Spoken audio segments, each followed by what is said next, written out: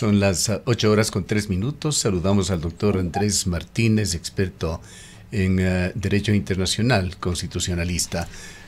Doctor Martínez, bienvenido. Quisiéramos conocer su punto de vista sobre el momento actual, sobre la forma en que está iniciándose esta campaña electoral con una gran polémica alrededor de la falta de licencia del presidente de la República. Él continúa ejerciendo su cargo y acaba de tomar, trascendido en esta mañana, una decisión bastante riesgosa: designar a una persona de su confianza, quien tiene un cargo secundario de secretaria de la Administración Pública, para que se haga cargo de la presidencia de la República entre el jueves y el domingo de esta semana. Bienvenido.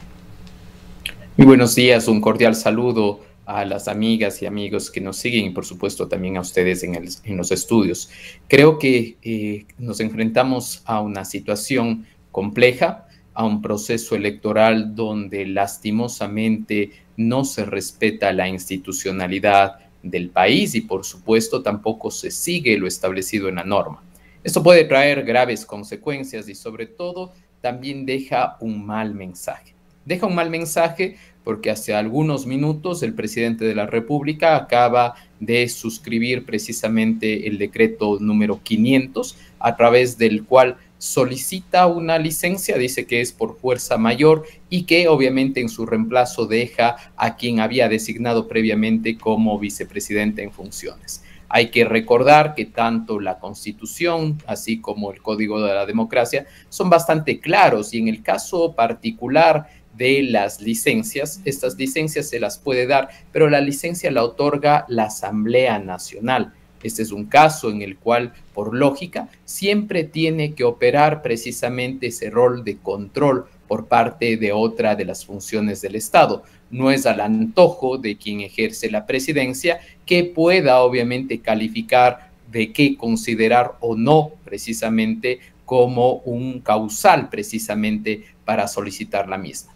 En otro lado, en los antecedentes de la entrevista se decía precisamente que el señor ministro de la Gasca había hecho una serie de justificaciones de si era necesaria o no la solicitud de una licencia, y al parecer ellos mismos se dan cuenta que sí era necesario y muchos de sus argumentos se caen.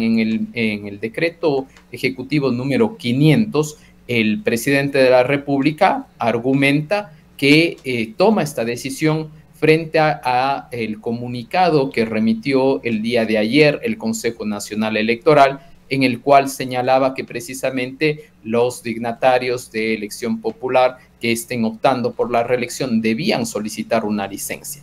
Ahora bien, ¿qué va a suceder respecto de los otros días? Lo lógico hubiese sido que obviamente pida la licencia por todo el tiempo que va a durar la campaña electoral. Ese es un tema. Y el otro tema que creo que no se lo debe dejar de lado es el asunto de la vicepresidenta. Y en el asunto de la vicepresidenta creo que es necesario recalcar que la elección de presidente y vicepresidenta se lo hace a través de papeleta y lo hacemos nosotros a través de voto directo, secreto, y que en este caso, quiera o no, tenga las dificultades, le caiga bien o no la vicepresidenta Abad, pero ella fue la que resultó electa en su momento en binomio y por supuesto era quien le tocaba asumir la vicepresidencia. Cualquier situación adicional con el propósito de forjar, de abusar del derecho, término que se lo utiliza precisamente para que, valiéndose de las normas jurídicas, se quiera presentar o forzar situaciones en las cuales se entendería que la señora, que la vicepresidencia está vacante y que el señor presidente de la República pueda obviamente encargar. Insisto, ahora, doctor Martínez, efectivamente lo que... Buenos días, Andrés, gracias por acompañarnos. Pues justamente lo que dijo el ministro de la Gasca en representación del gobierno nacional es que la vicepresidenta Verónica Abad ha abandonado sus funciones. Entonces, ante este abandono de las funciones, ante este incumplimiento, el gobierno se ve obligado a cubrir ese espacio y designar a una nueva vicepresidenta hasta que aparezca, entre comillas, la vicepresidenta vicepresidenta que fue electa a través de las urnas, y ahora esta encargada de la vicepresidencia está asumiendo por encargo la presidencia de la República. Nada de esto legalmente, en contexto de la Constitución y de la norma jurídica, es legal. Yo creo que hay que recordar dos cosas e insistir en dos cosas. En primer lugar, ¿qué dice la Constitución? Y la Constitución dice que en caso de abandono de vacancia, quien tiene que declararlo será la Corte Constitucional. Y en segundo lugar, recalcar que el señor Lagasca es un ministro que depende del Ejecutivo y no es un juez de la Corte Constitucional, el cual intente interpretar la norma constitucional. Así que los criterios, las opiniones, que bien puede tenerlas por lógica, son simplemente opiniones que no causan ningún efecto. Insisto en este sentido, lo que si realmente ellos consideraban que la señora Abad hubiese abandonado el cargo, quien debía declarar la declaratoria del abandono es la Corte para que después el presidente proceda. Y atención con esto, si abandonaba el cargo, se supone que debe seguirse lo establecido en la norma, y la norma constitucional señala que ante el abandono, debería verse si es temporal o definitivo, pero si era definitivo, tenía que el presidente de la República enviar una terna.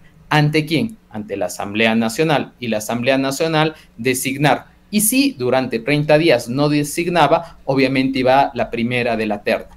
Nada de eso ha ocurrido. Si no, se intentan hacer ciertas interpretaciones, observaciones, lecturas antojadizas de la norma. Y creo que en el derecho público hay que ser muy certero con esto. No hay cómo hacer interpretaciones antojadizas. En derecho público solamente se puede hacer lo que establece la norma.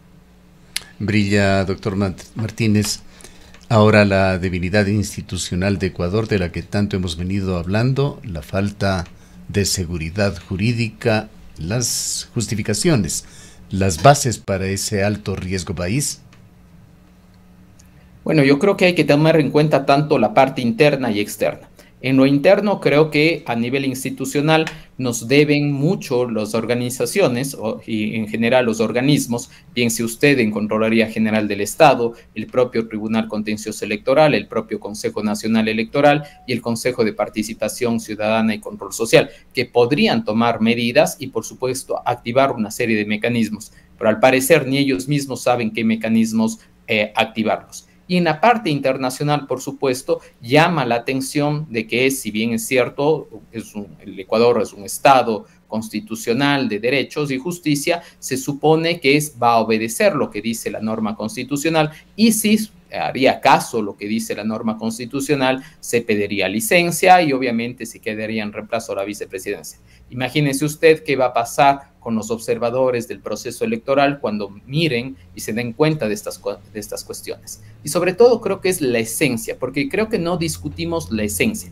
¿Cuál es la esencia de la licencia? ¿Cuál es la esencia del encargo?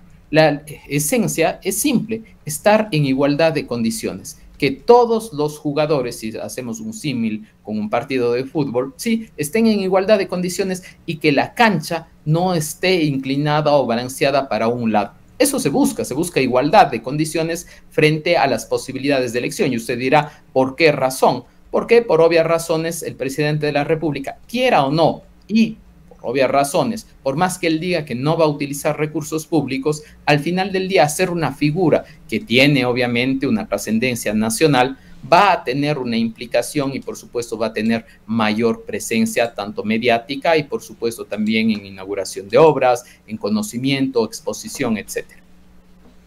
Ahora el Latino Barómetro, que usted debe haberlo visto, analizado quizá a finales de año, señalaba que Ecuador o los ecuatorianos quieren un liderazgo fuerte, sin oposición, sin contrapesos democráticos. Yo creo que precisamente eso se va viendo poco a poco y en las últimas décadas, es decir, unas situaciones en las cuales las personas ya no confían tanto en las instituciones y lastimosamente esperan la llegada de un Mesías o de un Superman que al final del día solucione todos sus problemas. Y si ese Superman usualmente o ese Batman se parece cada vez más a Bruno Díaz, que es un hombre millonario, parece que eso cala mejor y de mejor manera. Y sumado a eso, yo creo que si hablamos del Latinobarómetro, también llama la atención algo precisamente en el contexto que nos hemos encontrado en estos días, tanto de las declaraciones del día de ayer del ministro de Defensa y por supuesto las acusaciones a las Fuerzas Armadas. Precisamente que en el Latinobarómetro se ve que Ecuador es uno de los países en los cuales las personas confiamos en mayor medida no en las instituciones políticas ni en las instituciones religiosas, sino en las instituciones militares. Y esto nos deja un mensaje. Yo creo que valdría la pena sentarse, debatirlo y entenderlo hasta qué punto esto está calando precisamente en nuestra realidad. Dicho de paso, muchas de las medidas que se han tomado durante el 2024 por parte del presidente Noboa han ido en esa línea, en una línea de una mano dura, en una línea de combate a la inseguridad y de la mano precisamente de las fuerzas de seguridad del Estado. Estas pinceladas iniciales, doctor Martínez, ¿qué efecto puede traer sobre la campaña electoral? Hay muchos candidatos, la gran mayoría que hasta el momento son espectadores. Unos pocos, dos de ellos en concreto, decidieron actuar el día de ayer. Bueno, yo creo que al final del día todo este tipo de situaciones que se están generando pondrán al final del día como legítimo contradictor únicamente al presidente Noboa, es decir, los 15 candidatos atacarán el comportamiento de Noboa. Y eso, si bien es cierto, podría mermar pocos votos, y no necesariamente del voto duro del presidente Noboa, más bien le expone y termina produciendo ese efecto que tal vez él quiere, que al final del día quien esté en la mitad de la cancha, quien esté en mitad de la discusión, sea él, su discurso, sus posiciones y sobre todo su estilo y conducción de, en este caso, cómo hacer las cosas dentro del Estado. Pensemos también de manera concreta que las encuestas respecto a cuál fue la percepción de los ciudadanos ecuatorianos respecto del impasse con su vicepresidenta, un porcentaje es más alto y apoya más la posición del presidente. Aquí no estamos hablando de asuntos si son constitucionales o no, si son legales o no, sino son un poco las formas de liderazgo. Y lastimosamente eso es lo que termina primando después en una elección respecto de un apoyo. Ahora veamos a la otra función del Estado, la Asamblea Nacional, que es lo que pasa allí. Está cerrando sus actividades el día de hoy. Entran a un receso. La Asamblea, que dicho sea de paso, ha quedado llena de suplentes. Ingresan a un receso legislativo para retornar el 22 de enero. Bueno, yo creo que al final del día sigue siendo, lastimosamente no debería ser así, una de las instituciones menos valoradas por parte de los ciudadanos. Tanto yo creo que cargan, por supuesto, en sus hombros también un desprestigio que no necesariamente es de la última composición de la Asamblea, sino es en general del órgano legislativo como tal, pero además no dejan de entregar espectáculos, discusiones que no necesariamente solucionan los problemas de los ecuatorianos. Además, fíjese usted que en las últimas actuaciones que tuvieron con la aprobación de 3 cuerpos normativos, los 3 cuerpos normativos fueron archivados totalmente por el presidente. Es decir, se demuestra esa pugna y al final del día un poco esa lucha de posiciones. El presidente Noboa, presidente candidato, apela precisamente al hecho de que necesita una mayoría. Necesita una mayoría para poder gobernar porque se ha dado cuenta que, si bien es cierto, él llegó en un periodo complejo, en un periodo simplemente de transición, se dio cuenta que para poder gobernar se necesita también de la mano de la Asamblea. Caso contrario, las ideas no fluyen y no le permiten la gobernabilidad del caso. Valdría la pena también escucharle a usted qué opina sobre esas declaraciones de otro candidato, en este caso asambleísta, Ricardo Patiño, quien en un discurso de barricada señalaba que la victoria presidencial de Luisa González significará el regreso de Rafael Correa y la liberación de Jorge Glass. Bueno, yo creo que al final del día, como usted bien lo señala desde una perspectiva de barricada, apela a un voto duro, un voto fuerte, un voto nostálgico de la antes llamada Alianza País, Revolución Ciudadana, RC, etcétera, donde se ve precisamente a las figuras, en este caso al señor Correa y al señor Glass, como sus fundadores, como sus grandes líderes, y apela a decir, si nosotros llegamos, ellos también van a volver. Si bien es cierto, esto ha sido interpretado de muchas maneras, unos dicen que al final del día se están destapando tal como son. Yo creo que siempre han dicho eso, yo creo que más bien es una posición que se ha mantenido siempre. En lugar de restarles votos, yo creo que más bien posicionan y sobre todo mantienen ese voto duro. Creo que una de las debilidades y uno de los temores que tiene la campaña de la lista 5 es que, si bien es cierto, la mayor parte de encuestas serias señalan que habrá una segunda vuelta, un balotaje con el señor Noboa y la señora González, pero creo que aquí lo que se discute es quién entra primero. Usualmente siempre entraba primero el candidato de la Revolución Ciudadana. Parece ser que no necesariamente estaría sucediendo lo mismo ahora. Entonces, apelar a ese voto duro es llamar nuevamente a ese electorado. No nos olvidemos que el señor Correa dejó la presidencia de la República en el año 2017. Han pasado ya algunos años, han pasado ya 2 periodos presidenciales, son 8 años en total, y claro, por obvias razones hay nuevos electores que tenían de pronto 9 años, tenían otros 10 años, que tenían 12 años, y que no conocieron absolutamente nada de lo que se está discutiendo ahora y si son correístas o anticorreístas. Por esa razón, al tener un voto nuevo, hay obviamente un nuevo público que captar y también hay un nuevo público por rescatar. Ese electorado que se debe rescatar es ese voto duro, acostumbrado precisamente a darle el apoyo a la lista 5.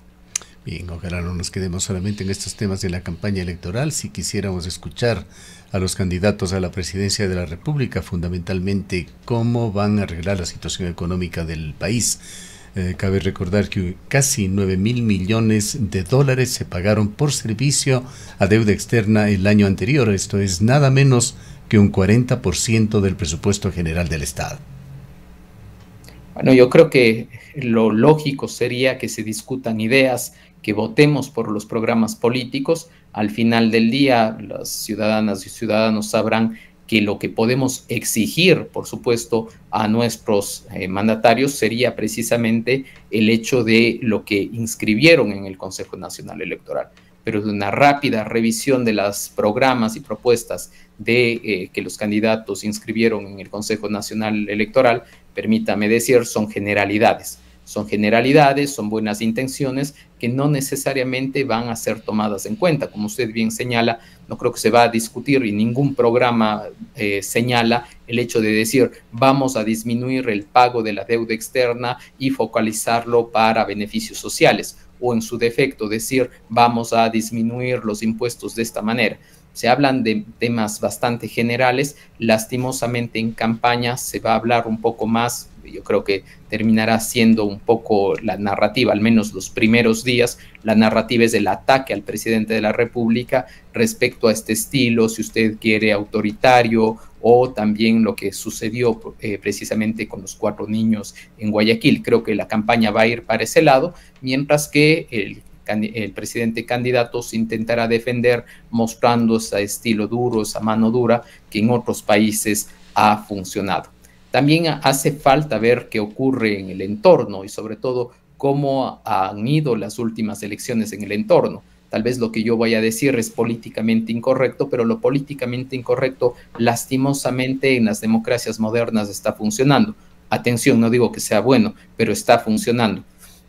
Nadie hubiese creído que obviamente una persona que esté en contra de los migrantes, que esté en contra de los movimientos sociales o que esté en contra de los derechos reproductivos, por ejemplo, gane una elección. Y el señor Trump ganó y ganó el voto mayoritario. O en su defecto una persona polémica que esté en contra de las mujeres o que en su defecto tenga medidas extremas en lo económico gane, y el señor Milei ganó. Entonces, también esos efectos, esos golpes de efecto, esos liderazgos polémicos, duros, están teniendo éxito en este sentido, y por supuesto los asesores del candidato presidente lo intentan, yo creo que usar desde algunas medidas que han tomado, mientras que el resto de candidatos de nuevo creo que están todos en contra de uno, cuando creo que la campaña debería basarse en otros aspectos y no solamente en estos, sino que sea de ideas y que sea de propuestas.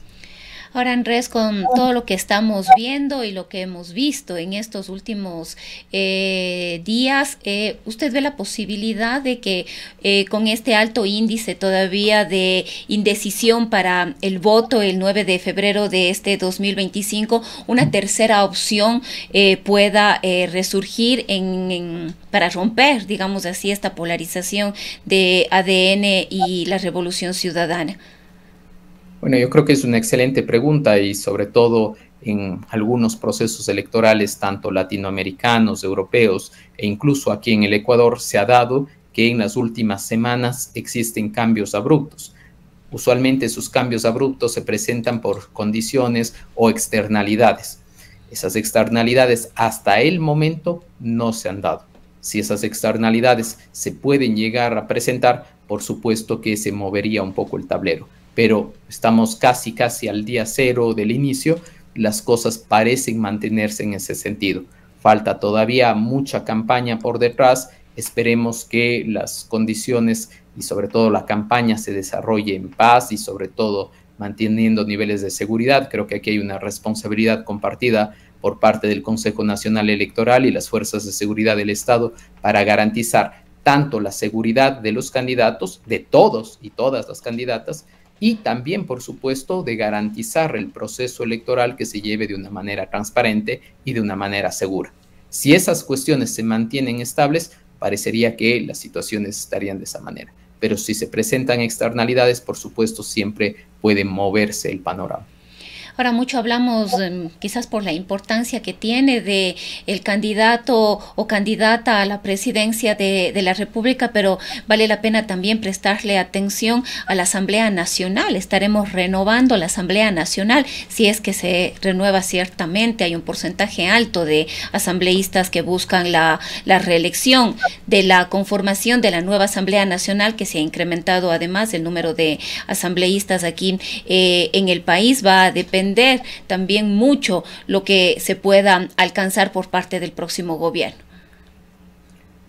Así es, y no nos olvidemos que la votación, usualmente esto es de manera histórica, de una composición de un parlamento, de una asamblea, se debe siempre cuando usted tiene el diseño de que se los elige en primera vuelta. Estos tienden a tener más o menos un comportamiento similar en el sentido de que uno, obviamente el primer candidato y segundo candidato arrastran, llamemos así, a la mayor parte de miembros que componen la asamblea y por supuesto también van a existir un porcentaje, hablemos de un 30% aproximadamente, de independientes o de otros partidos, los cuales después van a ser muy importantes precisamente con el propósito de garantizar esa gobernabilidad. En consecuencia, a veces ciertos candidatos o a veces ciertos movimientos o partidos que tienen 2, 3, 4, 5 asambleístas que no parecerían determinantes, al generar bancadas,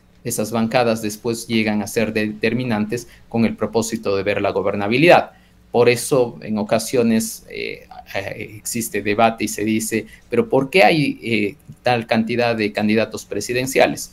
Entre otras cosas, no es que sean ingenuos, piensan sacar 1 o 2 asambleístas y después jugar con eso a la gobernabilidad. Y hay que estar atentos no solamente a cómo se eligen, sino después a cómo se comportan, porque a veces posiciones o líneas ideológicas que parecerían totalmente irreconciliables terminan teniendo una gran relación. Y esto creo que hay que tomar gran atención y sobre todo garantizar un tema de que el elector, el ciudadano, usted, amiga y amigo que me escuchan, realmente por quien vote, por sus ideas, vote por las ideas y por lo que representa, no por un color, no por una simpatía o no porque sea simpático o no sea simpática, sino realmente porque las ideas que estas personas proponen son las que considero van a mejorar mis condiciones de vida. Para finalizar, doctor Martínez, insistiendo un poquito en la pregunta de Rosana, ¿cree usted en esa cifra de indecisión de un 60%? Y hay vestigios de que ese 60%, poco más o menos de electores indecisos, estén a la espera de una tercera vía, como afirman algunos candidatos. ¿O se trata solo de un indicador de la priorización de las necesidades primarias de gran parte de la población ecuatoriana y su desencanto con la política? Yo creo que usted ha dicho una palabra clave: desencanto. Las ecuatorianas y los ecuatorianos estamos bastante decepcionados de las formas como se lleva adelante la política, también de los liderazgos y, por qué no decirlo, también de los movimientos y partidos políticos, los cuales lastimosamente no tienen unos idearios claros, no tienen unas bases sólidas, porque teniendo unas bases sólidas, al menos las personas podrían buscar en el distinto arco electoral cuál va a ser su posición o cuál es el partido que los represente. Más bien, de nuevo, precisamente esos indecisos esperan la llegada del Mesías o de Superman, de un tercero o una tercera que logre solucionar todos sus problemas. Pero esto lastimosamente no tiene nada de magia y tampoco tiene nada de un tema, si usted quiere, que se va más allá de nuestro entendimiento, sino que al final del día son esos candidatos, son esas realidades, y lo que se va a esperar, creo, en las próximas semanas es ver cómo se van desarrollando. Creo que el debate electoral tendrá una influencia importante, y yo llamo la atención mucho en este sentido. Si nosotros vemos los escenarios 1 y 2 del debate 1 y 2 del año 2023, por ejemplo, con el candidato Noboa, en el primer debate le fue bien porque tuvo menos tiempo, pero en el segundo debate, cuando tenía que hablar y cuando tenía mayores opciones, al final del día ya no fue tan positivo. Ahora veremos también, yo creo que el formato, esperemos, ayude. Gran cantidad de candidatos que van a estar ahí debatiendo sobre algunos temas. Va a haber incluso la posibilidad de que existan réplicas y al final del día se va a terminar de nuevo disparando frente a los mismos. Entonces, no sé si va a existir la opción de escuchar a otras opciones y permitir que otros se puedan desarrollar. Lo lógico, insisto, sería que no se base simplemente en el hecho de que existen dos favoritos y ellos son los únicos, sino que al final del día las personas puedan revisar los programas. ¿Qué sería interesante y qué sería loable? Que precisamente aquellos candidatos que no son muy conocidos o en su defecto que no gozan de simpatía, al menos puedan mostrar precisamente sus propuestas. No videos de TikTok, no playlists de Spotify o no recetas de cocina. Lastimosamente ese es un poco de lo que vamos a ver en las próximas semanas, con algunos podcasts, con algunas entrevistas montadas, etcétera, donde se va a tratar de apelar un poquito más a lo sentimental y a conocer más al candidato que a las propuestas. Es ilógico, pero lastimosamente la comunicación política va por esa línea. Bien, le agradecemos mucho por haber estado con nosotros, doctor Martínez. Muchas gracias a ustedes. El doctor Andrés Martínez es constitucionalista, experto en Derecho Internacional y catedrático universitario. Son las 8:31.